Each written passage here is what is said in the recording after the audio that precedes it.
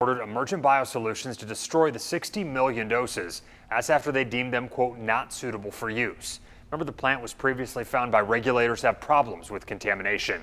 However, we do know the FDA has also announced that it is clearing 2 batches of the J&J vaccine materials manufactured at the facility. And a new CDC study suggests routine childhood vaccinations plummeted during the pandemic. The researchers analyzed vaccination data from 10 U.S. jurisdictions between March through September of last year. And they found the number of vaccines administered declined substantially between March and May when you compare that to the same time period in 2018 or 2019. And while vaccinations did increase June through September, scientists say it was not enough to catch up.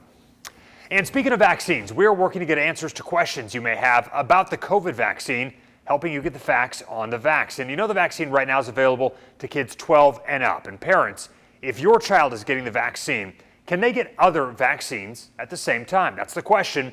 I took it to Dr. Karen Landers with the Alabama Department of Public Health, and here's what she told me. Initially, early on in the administration of COVID-19 vaccine, CDC had suggested that we have a 2-week interval between the COVID vaccine and regular vaccines.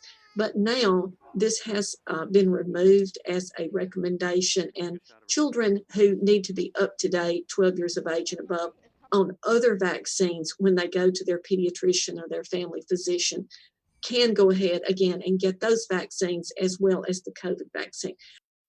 Here's another question we have tonight. What kind of reaction could my child experience when getting the vaccine? Here again is Dr. Landers. It really appears that the side effect profile is probably the same or even less than with adults. Again, we know that we've seen kids have soreness to the arm, redness to the arm, slight fever, and maybe some body aches or chills. But again, about the same time frame as adults, and if anything, slightly less than adults with the vaccine.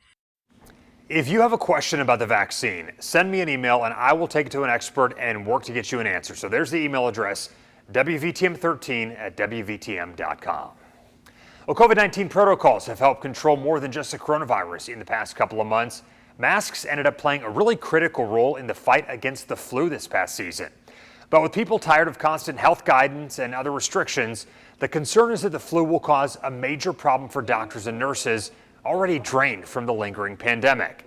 So doctors are warning that the flu could return in full force this coming fall.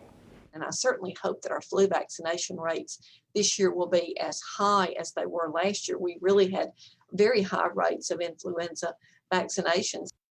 So the flu vaccine should be available late summer, and doctors say this is a year that everyone should consider getting that shot as soon as possible. Well, if you're traveling, you're going to notice Birmingham's airport is well on its way to getting back to normal. More and more airlines are bringing back those nonstop flights.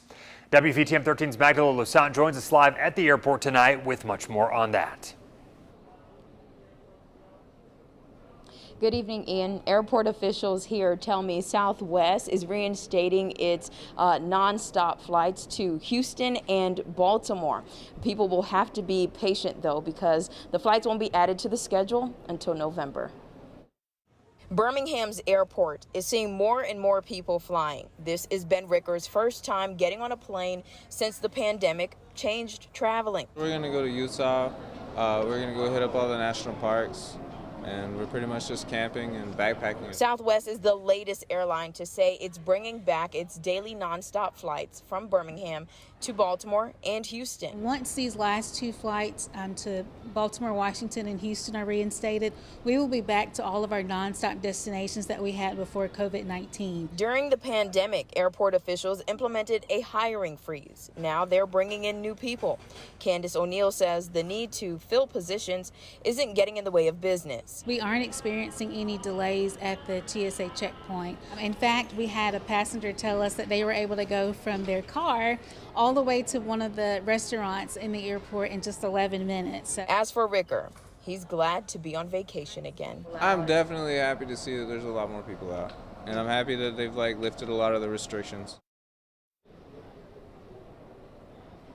And speaking of restrictions, now that the CDC has lifted the mask mandate, or excuse me, has changed mask restrictions for people who are fully vaccinated if you're outside, that's not going to change in the airport, at least not until September, per guidance from TSA. So if you're flying out of Birmingham, you're expected to still wear your mask inside the airport as well as on the plane.